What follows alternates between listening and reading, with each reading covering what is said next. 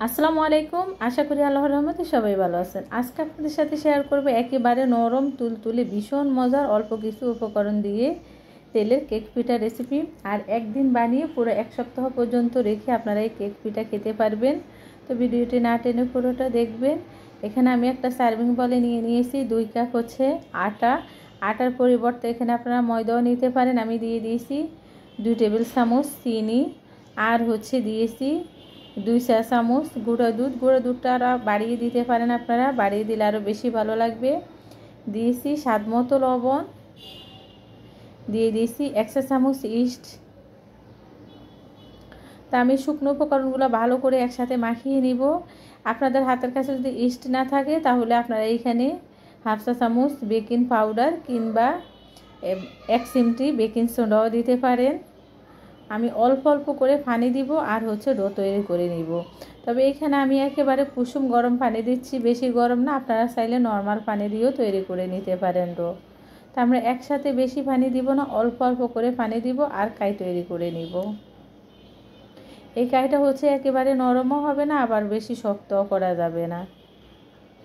আর এখানে চাইলে হচ্ছে আপনারা আটা কমিয়ে বাড়িয়ে নিতে পারেন। আমি একটু বেশি করে তৈরি করব, এই জন্য আমি আটা বেশি নিয়েছি।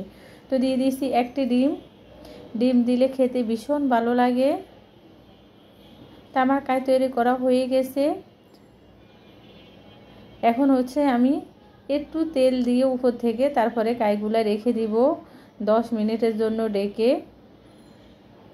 কাইগুলো হচ্ছে আমরা একটু গরম জায়গায় রাখবো, আবার বেশি গরম জায়গায় না, দেখা যায় ভাতের পাতিলের উপরে কিংবা হালকা গরম পানি করে পানির উপরে রেখে দিব, তাহলে কাইগুলো খুব ভালোভাবে ফুলবে।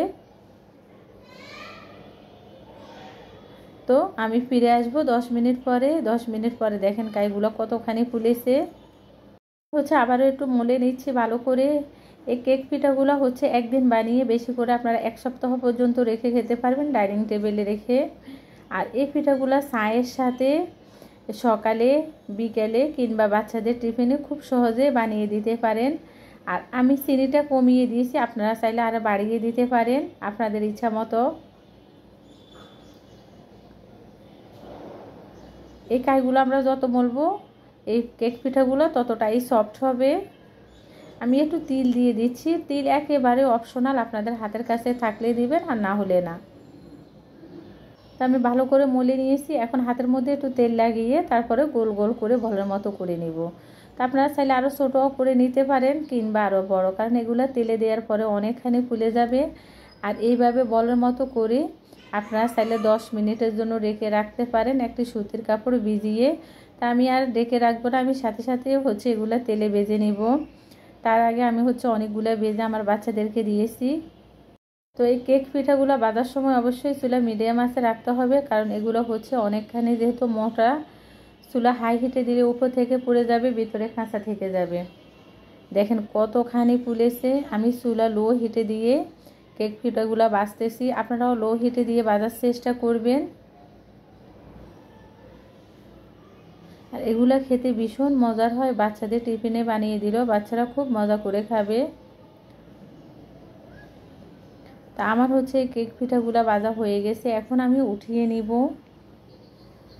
খুব সুন্দর কালার এসেছে।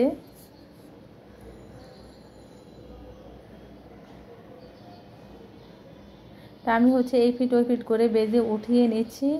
আর আমার এই কেক পিঠার রেসিপি আপনাদের যদি ভালো লেগে থাকে প্লিজ আমার চ্যানেলটি সাবস্ক্রাইব করবেন, লাইক দিবেন, শেয়ার করবেন। তো আমি হচ্ছে কেক পিঠাগুলো উঠিয়ে নিচ্ছি। আমি একইভাবে সবগুলো বেজে নিব। তা আমার ভাজা হয়ে গেছে। দেখেন মাশাআল্লাহ কতটা সুন্দর হয়েছে, খেতেও আলহামদুলিল্লাহ ভীষণ মজার হয়। আপনারা একদিন বানিয়ে দেখতে পারেন, ভীষণ মজার এই কেক পিঠাগুলো ছোট বড় সবাই খেতে পছন্দ করবে। আর দেখেন কতটা সফট হয়েছে ভিতরে, একেবারে নরম তুলতুলে, চায়ের সাথে খেতে তো ভীষণ ভালো লাগে। তো সবাই ভালো থাকবেন, আল্লাহ হাফেজ।